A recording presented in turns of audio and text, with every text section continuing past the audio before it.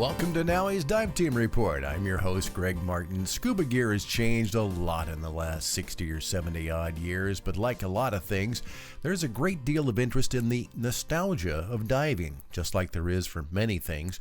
Whereas my brother-in-law has a passion for restoring old classic cars, I'm that way about vintage scuba gear, and in particular the old double hose regulators. In the day, they were state-of-the-art, and everybody used them. Now, they're a rarity. Like me, Brian Pennington also has a passion for classic scuba gear, and some years back he created Vintage Double Hose.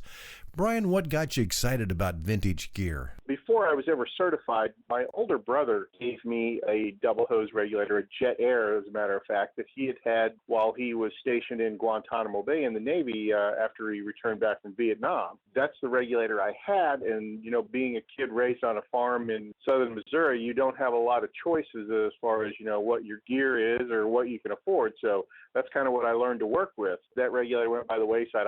I don't even know where it actually ended up at, but later on, more than about 15 years ago, I was scrolling through some things on eBay and I saw one and I thought, wow, it would be cool. I need to get one of those again. And of course, I knew from all the years in the diving business, well, nobody makes parts for them. And more I got thinking about it, the more and more frustrating it was. And I was like, most of the parts are not technically difficult to reproduce. And, somebody should do something about it. And I guess I somehow just kind of self-appointed myself to be that person. What brands of regulators do you make parts for? I mainly specialize in doing parts and things like that for U.S. divers and Voight double hose regulators because they were the most prolific. They made more than anybody. There's more of those around for, if you need hard mechanical parts for spares, there's more of those around. And they're more inexpensive for divers, to get a hold of because they made them in such prolific amounts.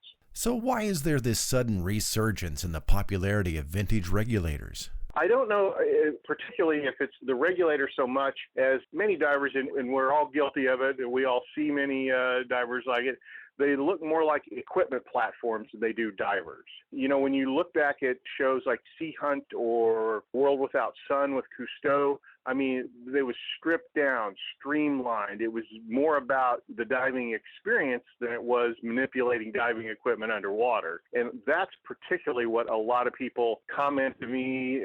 Some of them refer to it as minimalistic diving. They want to just have the minimum gear and get the maximum amount of enjoyment out of the dive as they can. Well, you've taken this whole thing one step further and created a brand new double hose regulator, right? I've been working for many years with a good friend of mine who is an engineer named Luis. And between Luis and I and many members of the community, we've come up with a brand new double hose regulator. I call it the Argonaut Kraken.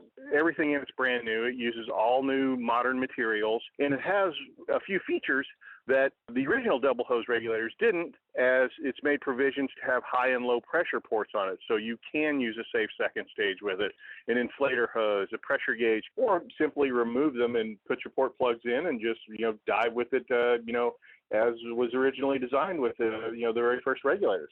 I was really interested too, Brian, in the fact that you've created some events surrounding the vintage scuba gear. After doing, several double hose events, vintage diving events where, guys got together, talked about gear, dove their stuff, showed their collections off, two friends of mine and I happened to be up in cave country. We were diving some of the springs, and my friend Rob and Alan and I said, you know what? Let's go over to Silver Springs and see if they'd be interested in having us do a Sea Hunt style show for them. This was in 2007. The first words out of their mouth were, we don't allow divers in Silver Springs because it's a natural resource, and they do a lot of water quality analysis and things like that in the spring, so they don't allow divers in there, period. And we kind of pitched it as, look, the folks on the glass bottom boats, originally were there when Sea Hunt was filmed, and so many of the episodes were filmed in Silver Springs that we think it'd be a really good drawing card for a crowd. And they agreed with us.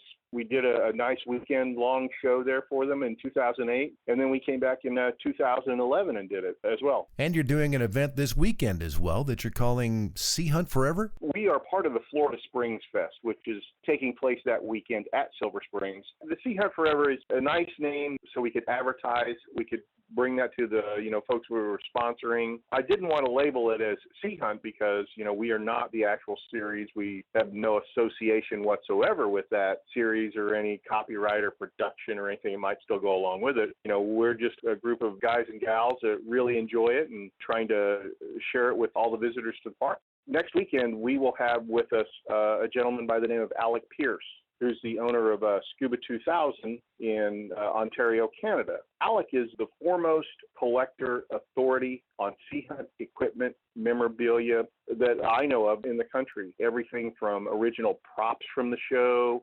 scripts, reproduction articles, things that were shown at trade fairs, promotional items. A lot of this stuff has never been seen outside of his collection. So we're certainly fortunate to have him joining us. So, Brian, how do people connect with you? If you're interested in, vintage gear, getting your equipment refurbished, your regulators especially, that's main specialty, you'd want to contact me through vintagedoubleHose.com. The folks that are interested in learning more about the Sea Hunt event, look for Sea Hunt Forever on Facebook or Sea Hunt 2016. Wow, that sure sounds like a great time as well. And I'm pretty excited about trying out the new double hose regulator or getting one of my old ones back into diving condition. Thanks, Brian. And if you're not a diver and interested in getting certified, be sure and visit NAUI, NAUI.org, or be sure and visit your local NAUI dive shop. And that's this episode of NAUI's Dive Team Report. I'm Greg Martin. Thanks for listening. I'll see you underwater.